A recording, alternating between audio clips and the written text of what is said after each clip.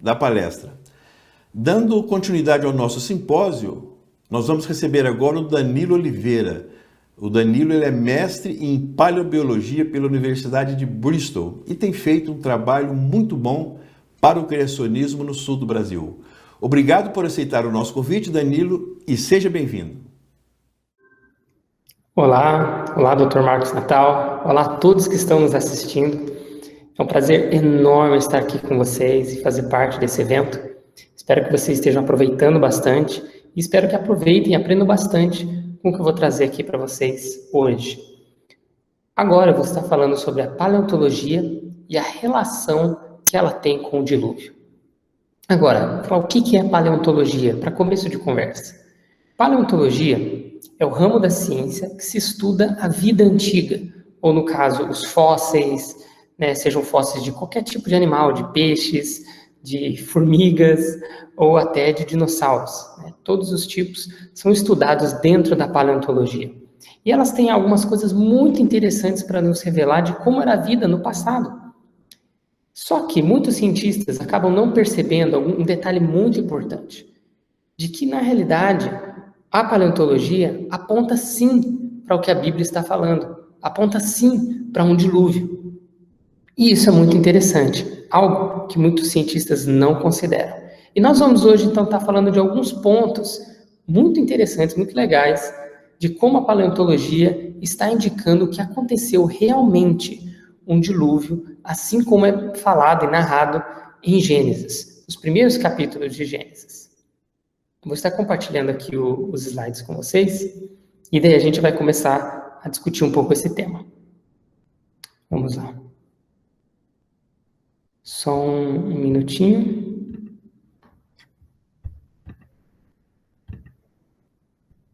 Muito bem.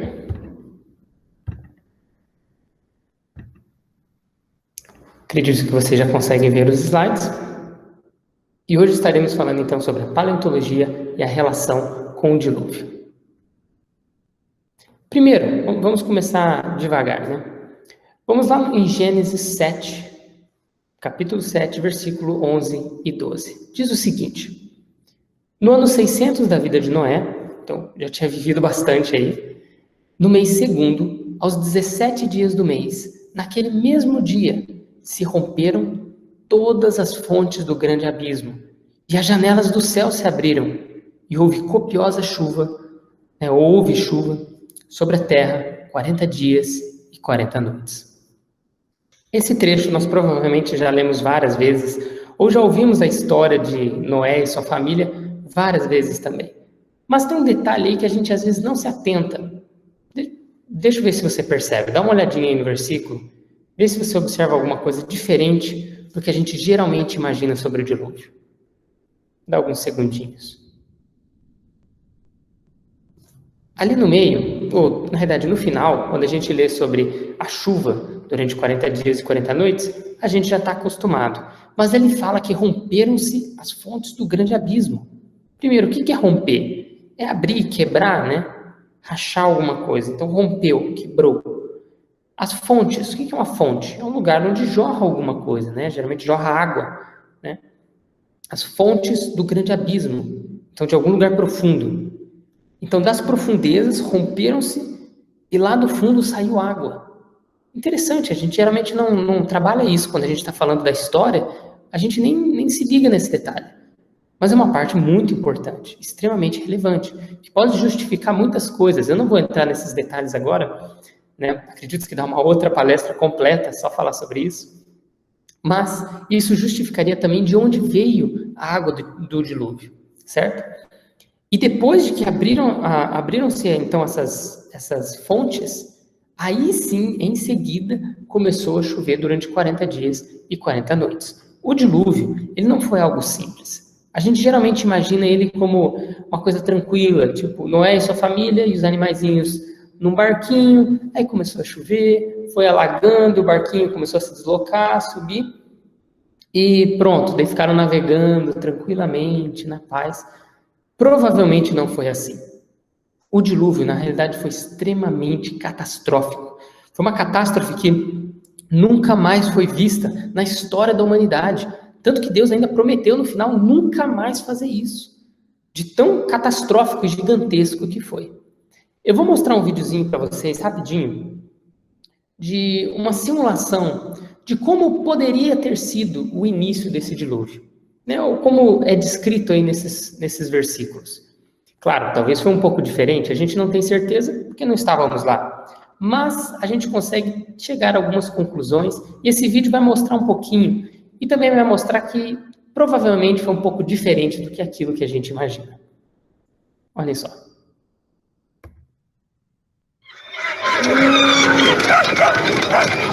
Notem do lado, tem um relógio que vai acelerar, mostrando que o tempo está passando mais rápido.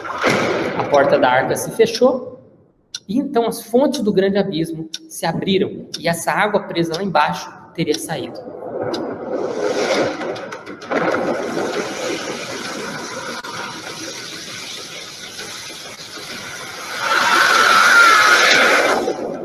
Saiu com muita força, muita velocidade. Então, quando subiu bem alto, ela ainda evaporava, né, e se formava nuvens. Isso que você vê se espalhando, na realidade, são nuvens, certo? Com certeza houveram tsunamis e terremotos, né? Mas o que está se expandindo aí não é uma onda gigante, isso aí são nuvens se espalhando por toda a Terra. Note que o relógio está passando mais rápido.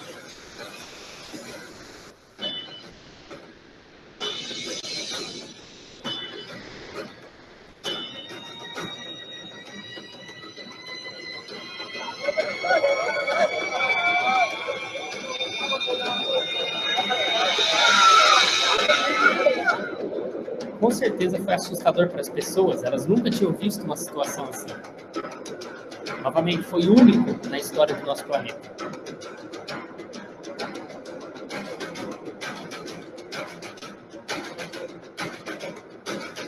Aí temos a arca.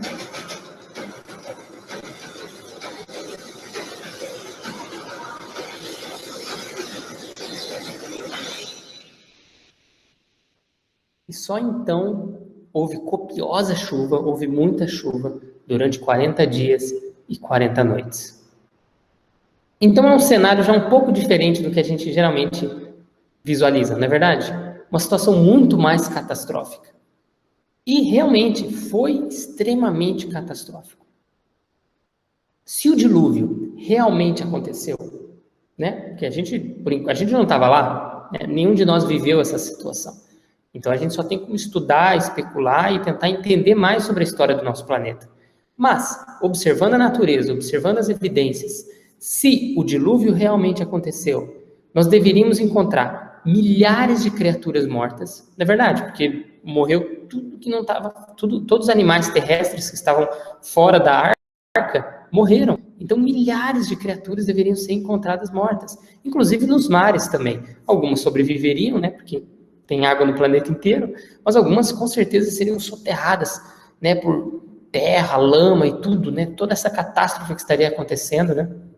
Quando aqui, se a gente pensar numa situação no Brasil, ou na sua cidade, né, quando acontece uma chuva muito forte, é bem comum acontecer deslizamento de terra, né, ou ruas alagarem, muita terra, muita lama ser arrastada por ali. Isso com uma chuva. Imagina uma chuva de 40 dias e 40 noites. O desastre que não foi. Então, realmente, se o dilúvio realmente aconteceu, nós deveríamos encontrar milhares de criaturas mortas, né? Isso faz sentido. Enterradas por lama, porque muita terra, muita água, né? Forma lama. Espalhadas por toda a terra. E a gente deveria encontrar isso em qualquer lugar, porque, no fim das contas, ou não em qualquer lugar, mas em muitos lugares, porque no fim das contas o dilúvio foi global, foi no mundo inteiro. E o interessante é exatamente isso que nós encontramos. Milhares de criaturas que foram soterradas, né, são os fósseis, soterradas por lama, e a gente já vai falar um pouquinho mais sobre isso, e espalhadas por toda a Terra. No mundo inteiro a gente encontra fósseis. Isso é muito legal, é uma evidência interessante de que o dilúvio realmente aconteceu. Nós vamos expandir e ser um pouquinho mais específicos em alguns casos aqui. Esse exemplo, nessa imagem, a gente consegue ver a fossilização de um dinossauro. O processo da criatura ali se tornar, então, um fóssil. O que é um fóssil? É um animal, ou partes de um animal, que fossilizou, ou seja, ela não tem mais partes orgânicas, ela se tornou praticamente um mineral, uma rocha. Ela fica dura, igual uma rocha. Então, a parte orgânica é trocada por minerais do solo, que tomam o formato, então, do fóssil, ali do organismo, né? No caso, o esqueleto desse dinossauro. Então, vamos ver. Na primeira imagem, nós temos um dinossauro ali caído na terra, na lama, e água em cima dele. Engraçado. Se você parar para notar em qualquer livro, seja ele criacionista, evolucionista, um livro para crianças, um livro para acadêmicos, quando está mostrando uma imagem semelhante a essa, do processo de fossilização, da formação de um fóssil, sempre, anote o que eu estou falando, sempre você encontra o animal morrendo ou na água ou próximo da água, próximo de um rio, próximo de um lago, ou num pântano, próximo de lama. Por quê? Qualquer paleontólogo vai concordar que água é vital para o processo de fossilização. É extremamente importante para que haja essa troca de minerais com o organismo ali. Então, nós precisamos de água. E no dilúvio, tinha água de sobra. Então, a gente consegue ter, primeiro, esse animal morrendo na água, depois ele sendo soterrado ali embaixo, algumas camadas. Na outra imagem de cima, nós temos ele soterrado por mais camadas ainda, e toda essa pressão vai fazendo com que esse sedimento se torne rocha, e também o organismo ali, né, fossilize. E depois, com chuva, erosão e tudo mais, esse fóssil é exposto e os paleontólogos e outras pessoas acabam encontrando esses fósseis por todo o mundo. Mas é interessante como um cenário assim é bem parecido com o que a gente encontraria num dilúvio. Quando falam de fósseis também, geralmente a gente imagina, ou pelo menos é dito, né, que o animal estava lá, morreu, e com o tempo ele foi sendo soterrado devagarzinho por um pouquinho de terra, depois mais um pouco, depois mais um pouco, e depois mais um pouquinho. Se isso realmente teria acontecido, ou tivesse acontecido, a gente nem encontraria, às vezes, os animais inteiros, como nós estamos observando aqui. Eles já teriam sido despedaçados por criaturas carniceiras, né, que iam lá e iam comer o cadáver daquela criatura, o corpo dela que já estava exposto ali, né, e bactérias e tudo mais teriam dilacerado com tudo, espalhado os ossos para todos os lados. Mas nós encontramos muitos deles inteirinhos, mostrando que eles foram rapidamente soterrados. E existem outras evidências para isso. Por exemplo, a imagem de cima do lado esquerdo. Se você puder observar, nós temos um fundo preto ali e nele temos um dinossauro que está protegendo o seu ninho com seus ovos. Interessante. Se ele estava ali tentando proteger o ninho, ele provavelmente morreu muito rápido. Alguma coisa estava acontecendo, talvez uma grande onda, ou um deslizamento de terra, ou muita lama vindo, e ele se assustou, tentou proteger o ninho de qualquer coisa, e foi rapidamente soterrado. Não deu nem um tempo de fugir. Muito rápido. Logo abaixo, nós temos uma imagem de 2 dinossauros brigando. Olha que cena interessante. Essa, na realidade, é uma réplica. O fóssil original tem alguns ossos um pouco mais incompletos, mas aqui dá para visualizar bem. Mas mostra eles nessa posição, brigando. O que é muito interessante. No documentário, eu estava assistindo um documentário uma vez sobre esses 2 dinossauros, e dizia que onde eles viviam era um deserto. Então, dificilmente teria água para fossilizar eles, não é mesmo? E eles estavam lá e começaram a brigar um com o outro, porque um é carnívoro, outro é herbívoro, estavam um caçando o outro, e estavam brigando e rolaram por uma duna de areia enquanto brigavam. E daí eu pensei, nossa, a primeira vez que vai acontecer, que eu vejo, de um dinossauro, né, um fóssil ser formado em uma situação onde não havia água, só havia areia seca ali. Então diz que daí essa areia deslizou dessa duna e soterrou esses dinossauros. Mas daí logo em seguida, a pessoa que estava narrando o documentário falou que essa duna estava encharcada de água, essa areia estava encharcada devido a chuvas recentes, e então essa areia deslizou e soterrou esses 2 animais, esses 2 dinossauros. Eu fiquei, nossa, interessante. De novo, sempre precisa de água. E foi uma situação muito rápida. Não foi algo devagar, que eles morreram devagarzinho, não. Instantâneo. Assim como a gente imaginaria que aconteceria no dilúvio. E em outros fósseis nós encontramos dinossauros assim, com o pescoço virado para trás, que é uma posição de sufocamento. Quando eles não conseguem respirar, ou quando algumas criaturas assim, desse tipo de pescoço morrem em água, algumas pesquisas mostram isso, fizeram pesquisas com galinhas que já haviam morrido e colocavam em água, o pescoço delas virava. Interessante, então esse dinossauro, duas hipóteses, ou morreu sufocando, sem ar, e daí ficou nessa posição e foi soterrado rapidamente, ou já havia morrido e caiu na água, e depois foi soterrado rapidamente, porque as partes estão todas inteirinhas ali, e devido a estar na água, o pescoço dele ficou virado para trás. Independente da situação, é como se tivesse acontecido um dilúvio. E esse animal morreu durante esse dilúvio. Muito interessante. Outra coisa bem legal é que quando a gente fala em termos da evolução, camadas de rocha demoram, às vezes, 100 anos, 1000 anos, dependendo das camadas, às vezes milhares de anos, para se formarem, segundo a teoria da evolução. Só que nós encontramos alguns troncos de árvore atravessando várias camadas de rocha, como vocês podem ver naquela ilustração e algumas dessas imagens. Eles atravessando várias camadas. E são árvores, troncos de árvores fossilizados, já viraram rocha, né? Já viraram um fóssil, está duro. E está atravessando várias camadas. Elas não têm milhares e milhares de anos para ter soterrado devagarzinho cada uma dessas camadas. Não foi o caso. Elas foram sendo soterradas rapidamente. Esses troncos afundaram e camadas de lama foram sendo depositadas rapidamente. Assim como a gente esperaria em um dilúvio. Outro detalhe bem legal.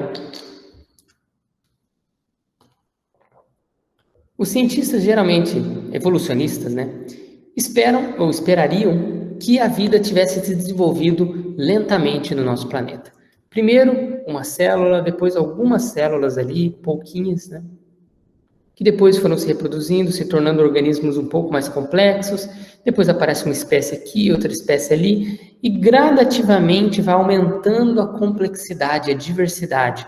Aí depois esses animais se tornaram tão diferentes, algumas dessas espécies que foram surgindo, tão diferentes uma da outra, que eram já novos grupos. Aí outros grupos surgiram, depois mais grupos, e a diversidade aumentando cada vez mais. Certo? É assim que imaginas. Só que a gente não vê isso no registro fóssil. Bem, a gente vê grande diversidade em camadas diferentes. Isso com certeza, de novas espécies. Mas os filos animais, que são grandes grupos de animais que englobam grandes grupos, por exemplo, os artrópodes, né, que tem os insetos, os crustáceos e vários outros dentro desse grupo, ou os cordados, que envolvem todos os vertebrados. Então, esses filos deveriam aparecer gradativamente. Um filo novo aqui, depois milhões de anos, um outro filo, né, esses grupos grandes. Depois outro, depois outro. No decorrer de milhões de anos, uma coisa gradativa, uma linha contínua, aumentando devagarzinho. Mas a gente não vê isso. O gráfico ao lado mostra, você não precisa entender tudo, tem 2 gráficos em um só. As linhas que estão de fundo não precisa analisar agora. Eu quero que você observe a cor, certo? Eu vou tentar pegar aqui o laser para tentar apontar para vocês. Vamos lá. Apontar para vocês aqui. Muito bem. Acredito que vocês conseguem ver o laserzinho aqui na imagem, certo? A bolinha vermelha. Então, aqui nessa imagem, nesse gráfico, nós temos aqui milhões e milhões de anos atrás, certo? Muito antigo, e vai ficando cada vez mais recente no decorrer que passa essa barra, certo? Ela vai passando até aqui na frente seria os dias atuais, certo? Isso, segundo a evolução, milhões e milhões de anos. Então, o que nós deveríamos esperar?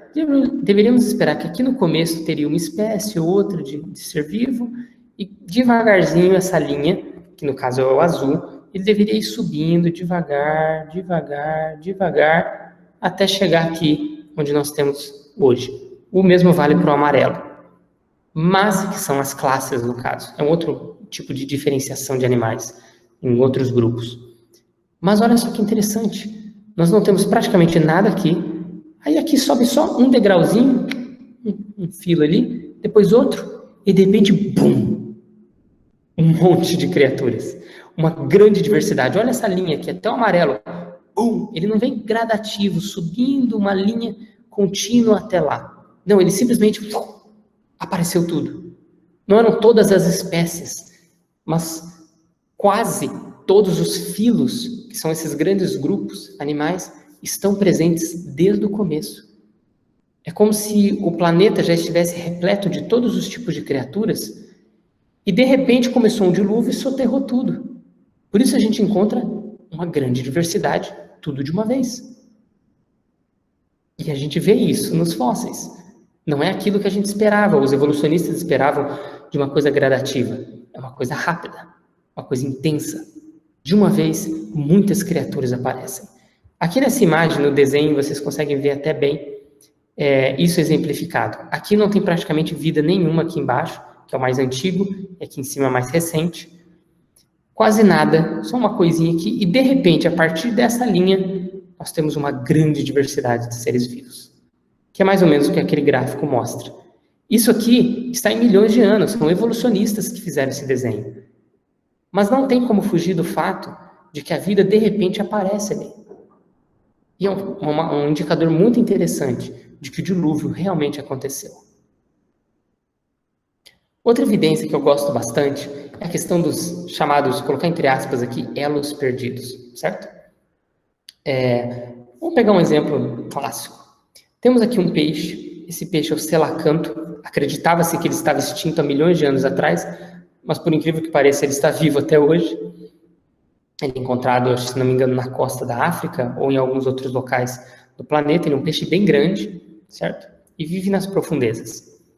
Então, esse peixe acreditava-se que ele estava extinto e que, a partir dele, haveriam evoluído algumas criaturas, alguns tipos de peixes e animais que foram evoluindo nadadeiras mais fortes e outras características que permitiram ele, então, começar a sobreviver depois de milhões de anos, sobreviver fora da água, na terra, e começar a andar e se tornar, então, os animais terrestres, certo?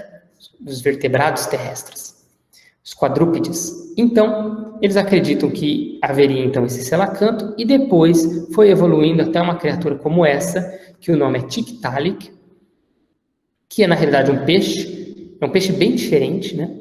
Mas ele tem nadadeiras bem fortes, e ele conseguia, acredita-se, mover até o pescoço dele um pouquinho para cima, coisa que peixes geralmente não fazem. Então, ele teria um pouquinho de liberdade e poderia até respirar assim na superfície da água. Muitos peixes hoje respiram na superfície, conseguem respirar ar da atmosfera. Então, isso não é uma novidade, né? Mas ele teria essa capacidade. Então, os evolucionistas acreditam que ele estaria nessa linhagem de animais que iriam futuramente evoluir para animais terrestres. Ele ainda não era terrestre, um peixe totalmente aquático. Então, acreditava-se isso, que ele teria evoluído e tal. Mas claro que ele precisa de nadadeiras grandes e fortes. Ele era um peixe que podia chegar a 3 metros ou mais. Então, ele é um peixe enorme. Ele com certeza precisava de muita força nessas nadadeiras, para se apoiar e também para nadar. Alguns peixes hoje em dia utilizam suas nadadeiras para se apoiar no fundo do mar ou no fundo dos rios. Então, era um peixe bem diferente. Só que consideraram ele como um grande elo perdido. Mas, há um tempo atrás, descobriram algumas pegadas de criaturas terrestres, certo? Com 5 dedinhos, não era nem nadadeira assim, tinham dedos, e que datava de antes dessa criatura aqui, e muito antes dos primeiros animais terrestres, segundo a teoria da evolução. A idade que era considerada era igual a desse peixe aqui, onde só havia esse peixe, não havia os outros elos perdidos. E encontraram pegadas dessas criaturas. Olha aqui, ó, as pegadinhas aqui na imagem, certo? Fizeram até um desenho mostrando que tinha que ser um animal assim, e não assim como o Tiktaalik, que ia fazer essas pegadas. O Tiktaalik era um peixe, ele não ia fazer essas pegadas. Mas um animal como esse, parecido com uma salamandra, conseguiria fazer esse tipo de movimento e deixar essas pegadas. Você consegue até observar uma pegada aqui com os dedinhos. Então, as pegadas mostrando que já haviam animais terrestres muito antes do que os evolucionistas achavam que existia. E a gente imagina, se a natureza já tinha sido toda criada por Deus e depois veio um dilúvio, é claro que já tinham animais terrestres. É óbvio, eles já estavam lá. E nós hoje estamos descobrindo cada vez mais isso.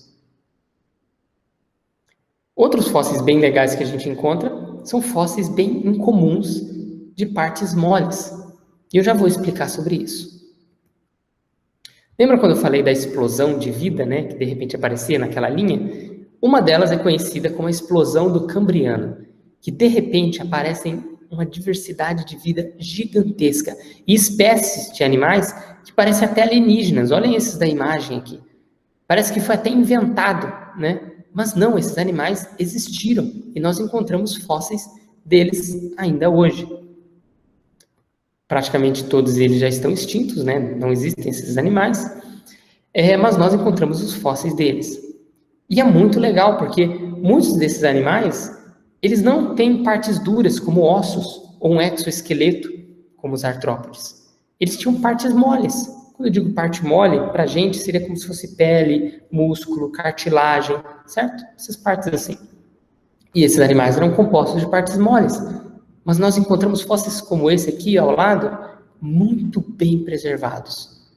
Muito bem preservados, inclusive com as partes moles preservadas. Nesse caso, elas já mineralizaram, elas viraram rocha.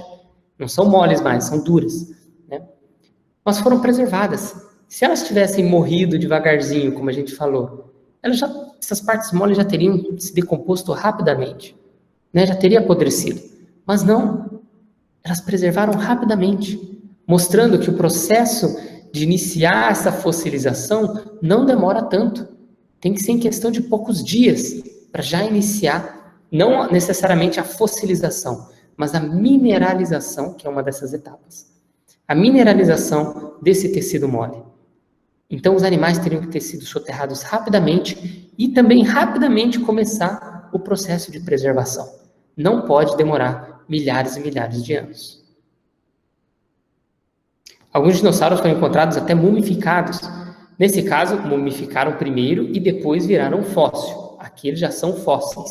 Mas nós encontramos partes do corpo deles quase que intactos, né? Parecem que está vivo. Por exemplo, olha esse aqui, esse anquilossauro. Ambos dinossauros aqui. Esse anquilossauro parece que ele está dormindo. Nem parece que é um fóssil de tão perfeitamente preservado ele está. É muito bonito de se ver. E esse também, nós observamos até resquícios aqui e marcas de fibras musculares, né? E partes internas dos órgãos aí desse dinossauro. Isso é muito legal. Então, novamente, esses dinossauros foram preservados em situações muito únicas, muito diferentes. Coisa que a nossa natureza, hoje em dia, não proporciona. Mas o dilúvio proporciona isso, e bastante. Tanto que a gente encontra vários casos, não simplesmente desses, mas de outros casos de tecido mole preservados. Se a gente for levar para um extremo ainda, existem casos onde tecidos moles não foram mineralizados e são encontrados ainda moles. Olhem essas estruturas que foram encontradas dentro de um osso de um Tiranossauro Rex. Já foram encontrados outros casos também de outros dinossauros que possuíam características semelhantes. Olhem só, estruturas que lembram veias com células sanguíneas. Olha só que interessante. E outras partes aqui, como essas brancas, que essas setinhas estão apontando, passaram por um processo químico em laboratório, foram hidratadas novamente e observaram que se puxasse, elas ainda estavam moles, e se você soltasse, ela voltava ao formato original, tipo a nossa pele. Quando a gente pega a pele e puxa e solta, ela volta ao formato original, ela não fica deformada para sempre, não é verdade? Ela volta. E esses tecidos também voltaram. Agora eu lhe pergunto, esses tecidos deveriam estar preservados se um dinossauro como esse morreu há, sei lá, 65 milhões de anos atrás? Impossível. Já é difícil se ele morreu há alguns milhares de anos, né, segundo o dilúvio. Mas, se morreu há milhões e milhões de anos, é completamente inviável nós encontrarmos essas estruturas, mas nós encontramos até hoje. É fenomenal como os fósseis estão revelando a verdade que nós já lemos na Bíblia há muito, muito tempo. Outros fósseis que foram muito bem preservados, tecido mole, nesse caso, já mineralizado, virou rocha. Alguns, nós encontramos resquícios químicos num fóssil como esse, utilizando alguns tipos de análises específicos, nós encontramos resquícios do sistema nervoso dessa criatura. Olha, esse aqui embaixo é a espécie dela, né? E nós encontramos e conseguimos até perceber como eram os gânglios e o sistema nervoso desse animal. Olha que fenomenal, quão bem preservado está essa criatura. E tecido nervoso, né, esse tecido a gente encontra em vários outros tecidos moles, né, o sistema nervoso, ele apodrece muito rápido. Ele não tem uma capacidade de preservação muito longa. Ele apodrece muito, muito rápido. E mesmo assim nós encontramos resquícios que ele foi preservado ali como um fóssil. Ou seja, preservação muito rápida. Aqui nós temos um peixe, inclusive encontrado aqui no Brasil, no Araripe. Nós temos aqui a cabeça do peixe e o corpo dele. E aqui o rabo. Na realidade parece até um camarão, né? Lembra um pouco um camarão, mas é um peixe. E vários desses peixes já foram encontrados lá. Olhando com microscopia eletrônica, eles conseguiram observar o quê? Estruturas musculares, como fibras musculares. Olha, microscópicas. Olha nessa imagem aqui, ali de baixo. Fibras musculares minúsculas, ainda preservadas. Olha o nível de preservação, a delicadeza dessa preservação. Esse animal foi rapidamente soterrado e tão rápido a preservação dele que nem deu tempo dos músculos apodrecerem assim e se desfazerem. Pouco disso aconteceu, deu tempo de preservar até as fibras musculares.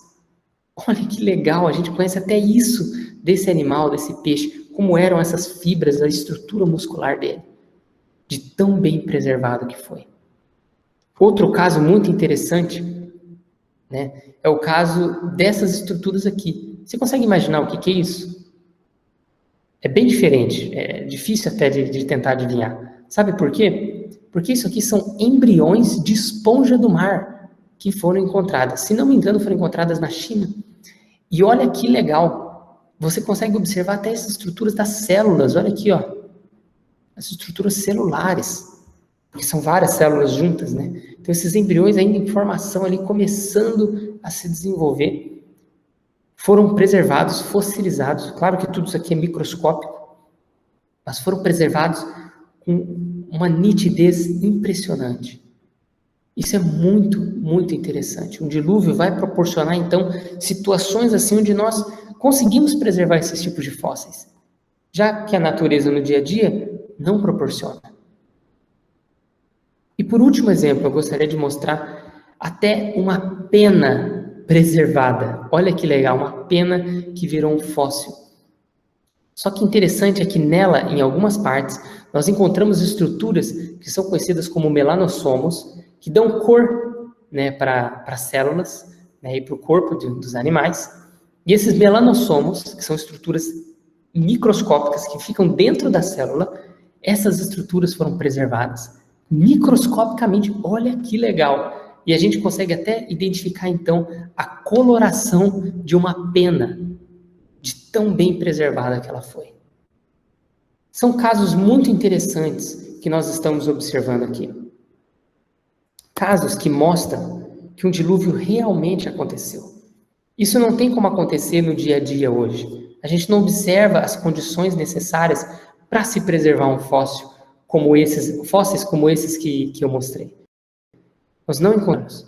Só que, se temos as condições de um dilúvio global muito intenso, né, muita água, animais e plantas sendo soterradas rapidamente, nós conseguimos simular as situações que eram necessárias para formar os fósseis que nós estamos observando.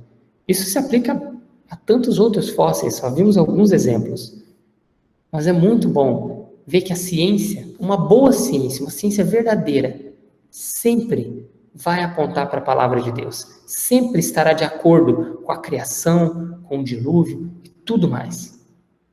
A ciência não vai discordar. Claro que os cientistas podem discordar porque são humanos, né? Todos nós temos opiniões diferentes, interpretações diferentes. Mas no final das contas, quando estudamos mesmo e chegamos a uma conclusão mais próxima da realidade, ela sempre vai apontar para a palavra de Deus. Por isso nós não podemos simplesmente desistir da Bíblia porque não estamos entendendo alguma coisa, seja na área da ciência ou em qualquer outra área, até na vida pessoal. No fim das contas, tudo que nós lemos na Bíblia, encontramos na palavra de Deus, é verdadeiro, pois veio direto da boca dele. Ele inspirou a escrita desse livro. E a Bíblia não é um livro de ciências, mas contém ciência. Contém os fundamentos para nós entendermos a natureza, inclusive os fósseis, como nós temos visto. Espero que vocês tenham aprendido um pouco hoje, e um pouco mais, e ganhado um pouquinho mais de paixão, não só pela paleontologia e pelos fósseis, mas também pela palavra de Deus. Um grande abraço a todos e que Deus te abençoe. Obrigado, Danilo, pela sua apresentação.